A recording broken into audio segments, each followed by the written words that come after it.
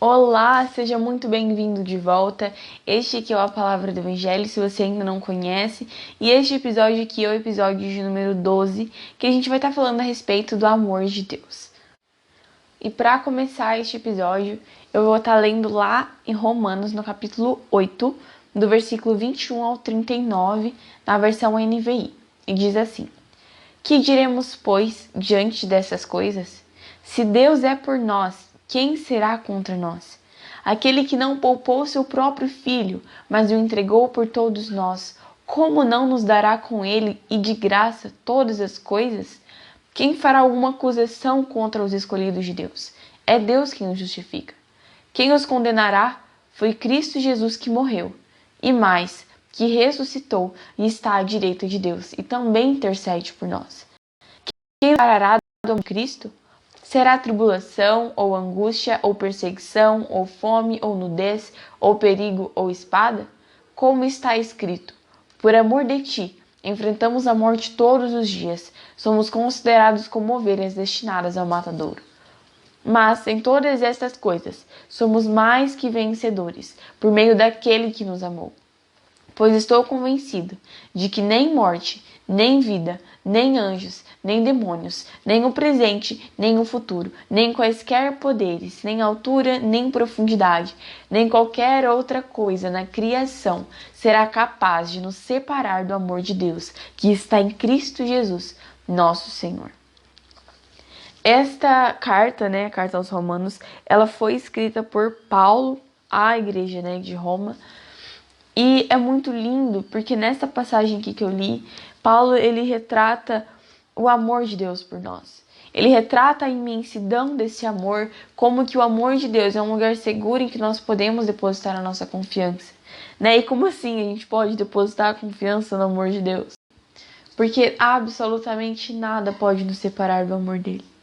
Então, se nós temos a confiança em Cristo, se nós realmente cremos no amor de Deus que está em Cristo Jesus, nosso Senhor, nós podemos descansar nele, nós podemos confiar neste amor, porque este amor, ele não é um amor vulnerável, ele não é um amor em que nós temos medo de perder. Este amor é um amor incondicional, é um amor que nada pode nos separar dele. E aqui nesta passagem também, Paulo, no versículo 32, ele diz: Aquele que não poupou seu próprio filho, mas o entregou por todos nós, como não nos dará com ele, e de graça, todas as coisas? Então, ele mostra que a maior demonstração do amor de Deus por nós foi a vinda de Cristo, foi a vinda do próprio Filho de Deus à Terra. Se a gente parar para pensar na imensidão, na grandeza que é tudo isso, Em João, no capítulo 1, fala a respeito disso, de como que Jesus se fez carne. Ele sendo a própria palavra, ele sendo filho de Deus, ele deixou os céus, ele deixou a glória dos céus, ele deixou o céu para descer aqui nessa terra, para morrer por amor a mim e amor a você. Cristo, ele desceu aqui, ele deixou a glória, ele deixou realmente a maravilha que é o céu, que eu nem consigo imaginar, mas ele deixou tudo aquilo para vir à terra, um lugar de pecadores, um lugar onde as pessoas realmente são miseráveis, nós em Cristo somos miseráveis. E ele deixou o céu, veio a esta terra. Ele não ficou aqui um dia. Ele não ficou aqui um mês, uma semana. Cristo, ele viveu anos entre os pecadores e não pecou. Mas ele andou entre nós, João, ele fala que Cristo, ele viveu entre nós. Ele morou aqui, cheio de amor e de verdade.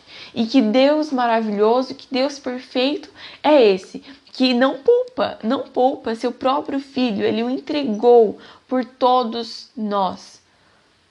E quando a gente vê a grandeza deste ato, de Deus ter dado seu próprio filho por amor a nós, nós tentamos imaginar o tamanho desse amor. Porque esse amor é um amor muito grande, muito maior do que a gente pode imaginar.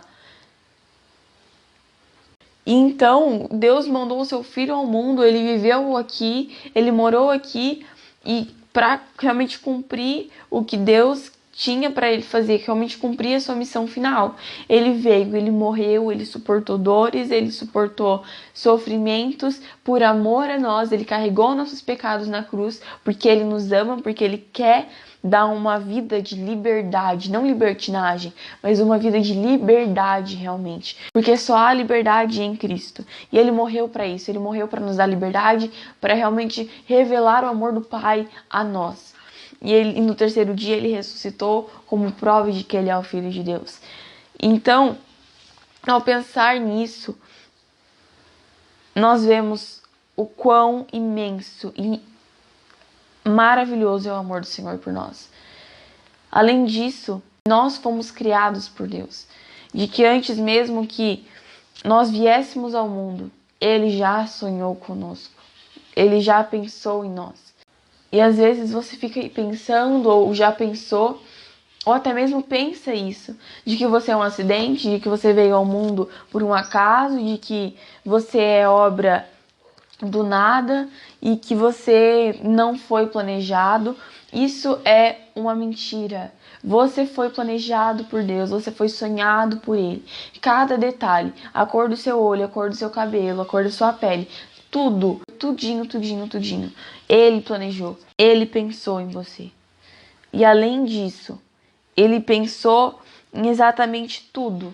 Não foi por um acaso, não foi sorte, não foi. Deus não pegou sortido e vou falar, eu vou dar essa família aqui para essa pessoa, eu vou colocar esse tipo de cabelo aqui nessa pessoa, como se ele estivesse simplesmente sorteando. Muito pelo contrário, ele escolheu cada detalhe cada detalhe do seu ser. E isso é o tanto que ele se importa com você. E além disso, ele ainda te oferece a salvação. Ele ainda te oferece um meio de ser liberto do pecado, que é por meio do sacrifício de Cristo. Então, esse Deus, ele pensou em mim, ele pensou em você, antes mesmo que nós viéssemos ao mundo. Ele foi quem nos formou no ventre. Ele foi quem realmente teceu os nossos tecidos ali dentro. E também é por isso que a maternidade, é por isso que desde a gravidez uma história está sendo gerada ali. Um ser eterno, porque nós somos eternos, nossa alma é eterna. Nosso corpo pode morrer, mas a nossa alma é eterna. Estava sendo gerado ali. Ele planejou e pensou em tudo. E ele tem nos observado. Desde o momento em que nós estávamos no ventre. E que nós somos concebidos. E que muitas vezes sua mãe nem sabia que estava grávida de você ainda. Ele já te contemplava lá dentro. E ele continua te contemplando. Os olhos do Senhor continuam sobre a sua vida. Esse é o tanto que você é importante, que você é valioso para Ele. E ao olhar para a minha vida, olhar para as minhas experiências, para o que eu vivi, ao pensar que eu, sendo quem eu era, agindo da maneira com que eu agia, e que ainda assim Ele não desistiu de mim, e que ainda assim Ele não me deixou sozinha, e que ainda assim Ele continuou insistindo em mim, até que a sua misericórdia me alcançasse. Eu sendo pecadora, eu sendo miserável, eu não merecendo. Ele ainda assim se entregou por mim. Ele ainda assim correu atrás. E pela sua graça hoje eu posso dizer que eu sou salvo em Cristo. E não é diferente com você. Ele continua te contemplando, ele continua te esperando, esperando o momento em que você vai se entregar inteiramente a ele. Porque, cara, é a melhor experiência, é a melhor escolha que você pode fazer na sua vida. E independente de quantas coisas boas eu pudesse fazer, independente do quão boazinho eu fosse, de quão bem eu ia na escola, de quantas notas boas, quantas notas 10 no boletim eu tinha, eu continuava sendo pecadora. Eu continuava necessitando, ainda continuo precisando da sua graça. e da sua misericórdia. Então, independente do quanto você haja corretamente, independente do quanto você faça as coisas da maneira correta, independente do quanto você possa ser boazinho com o outro, isso não te salva. O que te salva é a fé em Cristo. E daí sim você pode fazer, porque é a partir da fé que as obras passam a ter valor. Porque a fé em Cristo, ela vai te salvar, e as obras, elas vão ser a prova, né? A comprovação de que você foi salva ou salvo. E lá em 1 João, no capítulo 4, no versículo 10, diz assim: nisto consiste o amor, não em que nós tenhamos amado a Deus, mas em que Ele nos amou e enviou seu Filho como propiciação pelos nossos pecados.